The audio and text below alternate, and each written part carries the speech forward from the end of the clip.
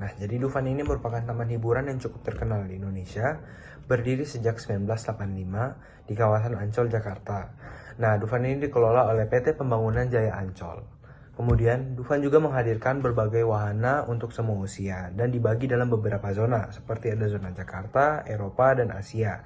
Kemudian dilengkapi juga dengan fasilitas-fasilitas seperti restoran, toilet, musola, dan layanan medis. Kemudian lokasinya yang cukup strategis dan mudah diakses menjadikan Dufan ini destinasi favorit untuk keluarga, sekolah maupun komunitas. Nah, jadi ini alasan-alasan kita kenapa memilih Dufan. Nah, jadi yang pertama tentunya Dufan ini salah satu taman yang cukup populer di Indonesia. Kemudian yang kedua, segmentasi pasar di Dufan sangat luas yang mencakup anak-anak, remaja, hingga keluarga dengan pengunjung dari berbagai usia dan latar belakang. Nah, Dufan juga menawarkan peluang besar untuk mengamati perilaku konsumen yang beragam dari satu lokasi. Kemudian yang ketiga, Dufan juga sangat cocok untuk dijadikan tempat studi tentang perilaku dan kepuasan konsumen. Nah, karena pengunjung ini berasal dari berbagai usia dan latar belakang, sehingga Dufan menawarkan peluang yang cukup besar untuk mengamati perilaku konsumen yang beragam dari satu lokasi. Kemudian yang ketiga, Dufan sangat cocok untuk dijadikan tempat studi tentang perilaku konsumen. Nah, jadi pengunjung yang datang dengan berbagai harapan dan tujuan sehingga kita bisa mempelajari bagaimana mereka merespon terhadap pelayanan, wahana, serta suasana yang diberikan oleh Dufan. Nah, kemudian yang keempat, fasilitas yang disediakan di Dufan cukup lengkap. Nah, mulai dari wahana, restoran, toilet, musola, hingga layanan medis. Hal ini membuat pengalaman pengunjung menjadi lebih nyaman dan juga menyenangkan, yang tentunya berdampak pada tingkat kepuasan konsumen. Nah, kemudian yang terakhir, tingkat kunjungan di Dufan yang setiap tahunnya naik. Nah, ini juga membuktikan bahwa tempat ini memiliki daya tarik yang terus bertahan. Kemudian ini juga menjadi indikator penting bahwa Dufan itu berhasil menjaga kualitas dan pengalaman pengunjung dari waktu ke waktu. Selanjutnya adalah persona dari narasumber yang sudah kami wawancara. Yang pertama adalah Aureli Dominic, kelas 2 SMA yang berumur 16 tahun dengan hobi olahraga dan desain. Dengan karakter ceria, uang bulanan itu sebesar 1 juta, lalu domisilinya di Tangerang.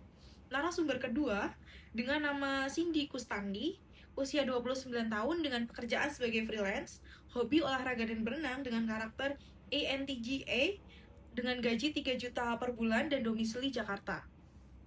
Lalu selanjutnya adalah dengan nama Najwa Nabila, usia 18 tahun, pekerjaan mahasiswi dengan hobinya adalah traveling, karakter suka jalan-jalan, spend untuk jalan-jalan itu biasanya di angka 300.000, lalu di domisili Solo.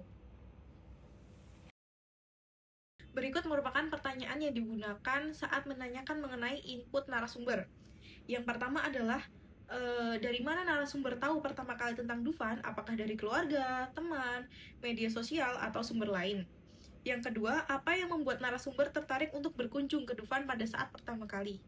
Lalu yang ketiga, siapa yang biasanya mengajak ke Dufan? Apakah keluarga, teman, atau mungkin dari kegiatan sekolah? Berdasarkan pertanyaan yang sudah diberikan, narasumber pertama itu memberikan jawaban bahwa awal mula tahu mengenai Dufan itu berasal dari keluarga. Namun seiring berjalannya waktu, ia juga mendapatkan informasi melalui konten di media sosial seperti di Instagram dan juga Facebook. Konten tersebut berisikan wahana dan fasilitas yang disediakan oleh Dufan. Lalu, narasumber pertama tertarik untuk menikmati wahana Dufan yang terlihat sangat menarik untuk dinikmati bersama teman maupun keluarga.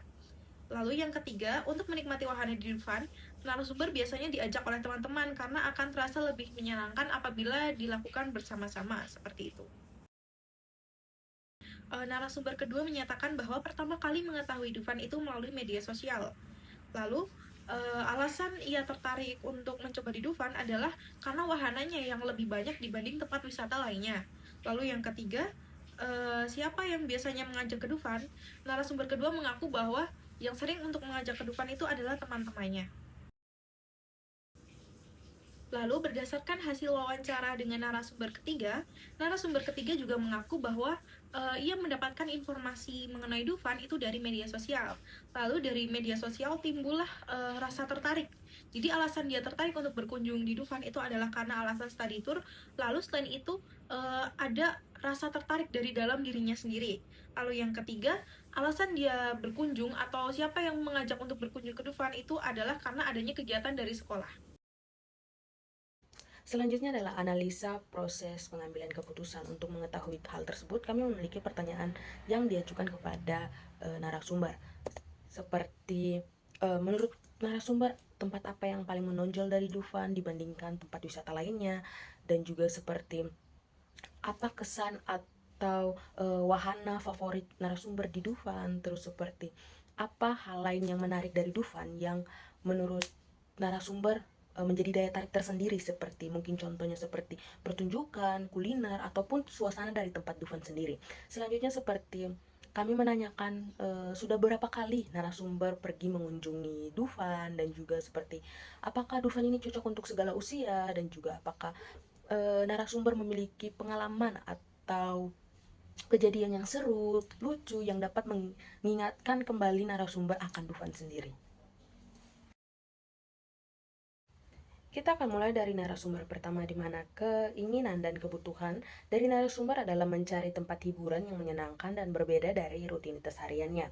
Untuk tensionnya sendiri munculnya rasa ingin tahu dan keinginan untuk melepas penat dari kesibukan aktivitas harian, atau dalam istilah lain, narasumber ini membutuhkan hiburan.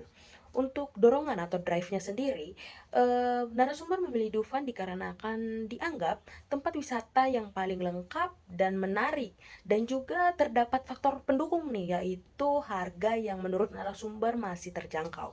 Untuk behaviornya sendiri, narasumber akhirnya mengunjungi Dufan dan mencoba berbagai wahana seperti baling-baling, kereta misteri, dan menikmati suasana serta kuliner yang tersedia di sana. Untuk goal or need fulfillment, itu narasumber merasa adanya perasaan puas dari pengalaman yang menyenangkan, bahkan terdapat kejadian-kejadian lucu yang menjadi kenangan yang bisa dikenang oleh narasumber. Selanjutnya adalah tension reduction, di mana narasumber merasa ingin kembali di kemudian hari, yang menunjukkan bahwa terdapat keberhasilan dari pengalaman pertama narasumber mengunjungi Dufan sendiri.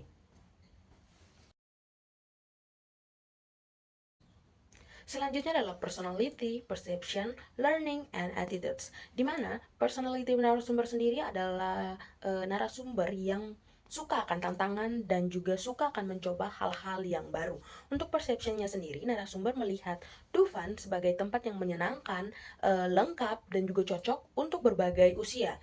Namun, learning yang sendiri untuk pengalaman masa kecil di Dufan membentuk harapan positif nih saat remaja. Untuk attitude-nya sendiri, narasumber memiliki sikap positif terhadap Dufan meskipun menyadari bahwa untuk usia yang lebih tua atau usia yang sudah memasuki usia lansia, memiliki keterbatasan fisik bisa menjadi penghalang bagi para lansia ini untuk mengunjungi Dufan sendiri. Selanjutnya kita akan masuk kepada narasumber kedua, di mana keinginan dan kebutuhannya adalah mencari hiburan yang menyenangkan dan menghibur, terutama lewat wahana yang seru dan menegangkan. Untuk tensionnya sendiri, rasa ingin mencoba tantangan dan sensasi baru seperti di wahana histeri dan juga kora-kora. Untuk dorongan atau drive-nya sendiri, annual pass menjadi inisiatif yang mempermudah keputusan untuk datang dan berkunjung berulang kali. Dikarenakan menurut narasumber ini menjadi salah satu bentuk keringanan bagi narasumber yang ingin berkunjung terus-menerus ke Dufan. Untuk behaviornya sendiri, narasumber mengunjungi Dufan dan mencoba berbagai wahana, menghabiskan waktu dengan menikmati suasana yang tetap berjalan santai. Untuk goal or need fulfillment, di mana narasumber merasa puas dengan pengalaman yang seru dan menyenangkan, serta mengenang momen-momen lucu yang terjadi di Dufan. Untuk tension reductionnya sendiri, ketegangan atau stres sebelumnya itu tereduksi setelah pengalaman seru dan juga pengalaman-pengalaman yang dilalui oleh narasumber di Dufan sendiri. Selanjutnya kita akan masuk ke personality, perception, learning, and attitudes. Di mana personality dari narasumber sendiri seseorang yang menyuka tantangan, spontan, dan menikmati pengalaman baru. Untuk perceptionnya sendiri, narasumber menganggap Dufan sebagai tempat hiburan anak muda, bukan untuk semua usia. Dan juga untuk learningnya, pengalaman sebelumnya menambah nilai kenangan bagi narasumber sendiri.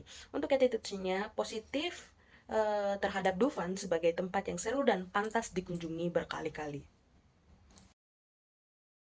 Selanjutnya kita masuk ke narasumber ketiga, di mana keinginan, kebutuhan yang melandasi narasumber adalah ingin mencoba sesuatu yang seru dan unik, terutama yang tidak ditemukan di tempat-tempat wisata lainnya. Untuk tensionnya sendiri, rasa penasaran dan ekspektasi terhadap wahana yang berbeda dari biasanya. Untuk dorongan atau drive-nya sendiri, daya tarik dari wahana yang belum ditemukan di tempat lain, dan khususnya seperti kereta misteri. Untuk behaviornya sendiri, narasumber menikmati keseluruhan suasana tempat yang nyaman dan ramah bagi para pengunjung. Untuk goal or need fulfillment, kebutuhan akan hiburan yang berbeda dan pengalaman baru terpenuhi bagi narasumber. Untuk tension reductionnya sendiri, setelah mengunjungi dan merasakan langsung, narasumber merasa puas dan menganggap pengalaman ini pengalaman yang menyenangkan dan juga seru. Selanjutnya adalah personality, perception, learning, dan juga attitudes. Untuk personality-nya sendiri, narasumber suka akan kejutan, cukup spontan, terbuka terhadap pengalaman baru. Untuk perception-nya sendiri, narasumber melihat Dufan sebagai tempat dengan wahana yang unik yang belum ditemukan di tempat lain. Untuk learning-nya sendiri, setelah mencoba kereta misteri, pemahaman narasumber tentang wahana tersebut menjadi berubah dari biasa menjadi sangat seru. Untuk attitude-nya sendiri, narasumber memberikan kesan yang positif terhadap Dufan dan menyebutnya cocok untuk segala usia termasuk anak-anak. Baik, selanjutnya masuk ke post-purchase. Post-purchase ini kita menanyakan beberapa pertanyaan. Yang pertama ada, jika narasumber disuruh merekomendasikan Dufan ke orang lain, apakah narasumber bersedia dan apa alasan utamanya? Yang kedua, kalau misalnya diajak lagi ke Dufan, apakah narasumber masih bersedia dan apa yang bikin narasumber tertarik untuk datang lagi? Kemudian yang ketiga ada, semisal Dufan tutup karena ada beberapa hari tertentu, apakah narasumber punya alternatif lain yang serupa dengan Dufan? Kemudian dari pertanyaan tersebut kita mendapat jawaban dari narasumber, yaitu jika di narasumber pertama dia ingin merekomendasikan Dufan ke orang lain karena dia pribadi sangat puas dengan suasana yang menyenangkan dan menegangkan.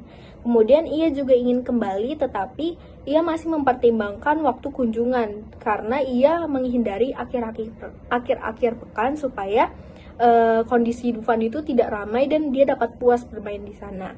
Kemudian untuk alternatif, dia belum menemukan alternatif lain yang serupa dengan Dufan karena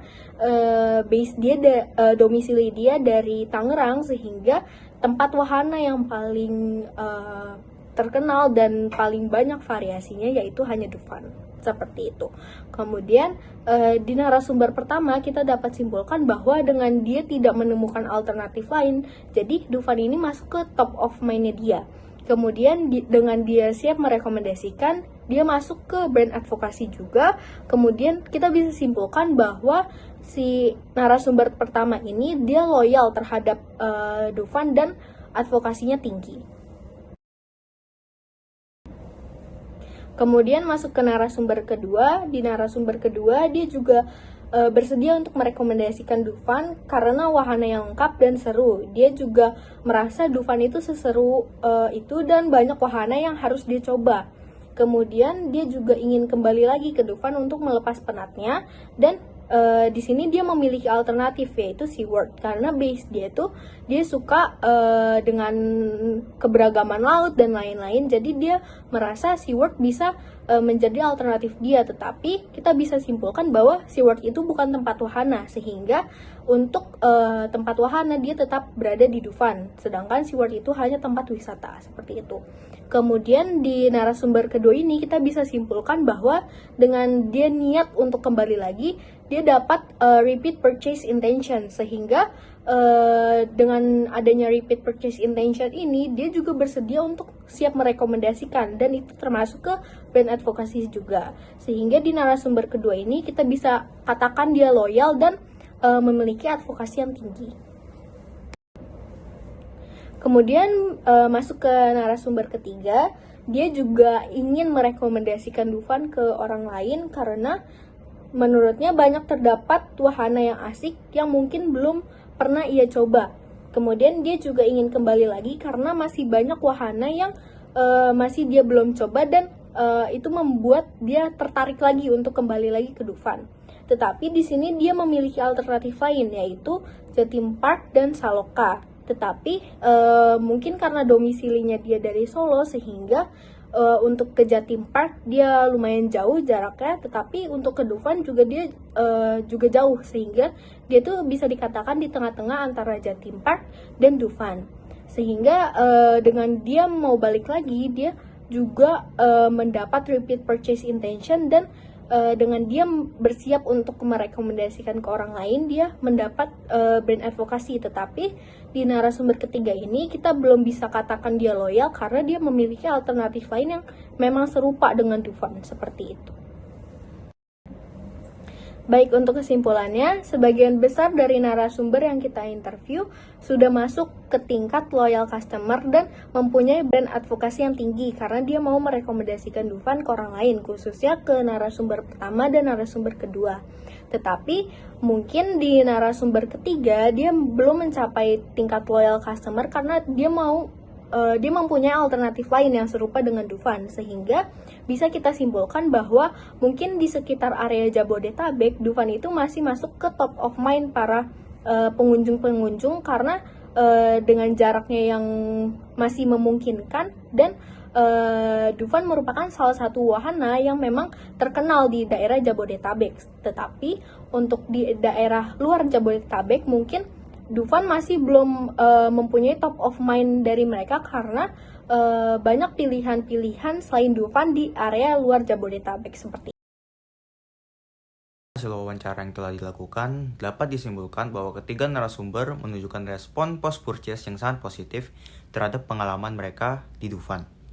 Mereka sangat puas, bahkan di antara beberapa dari mereka merasa bahwa pengalaman yang dapat melebihi ekspektasi awal.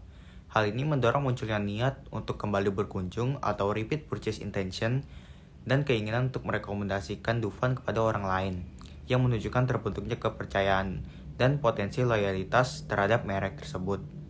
Meskipun beberapa narasumber menyebutkan alternatif lain seperti SeaWorld atau Jatim Park, namun tidak ada satupun yang benar-benar dapat menggantikan posisi Dufan dalam benak mereka, baik karena perbedaan konsep maupun lokasi yang lebih geografis. Ini membuktikan bahwa Dufan telah berhasil membangun positioning yang kuat sebagai destinasi wisata yang unggulan dan sulit tergantikan, serta menunjukkan bahwa strategi pengalaman pengunjung yang diterapkan telah berjalan dengan efektif dalam menciptakan kepuasan dan loyalitas pada konsumen.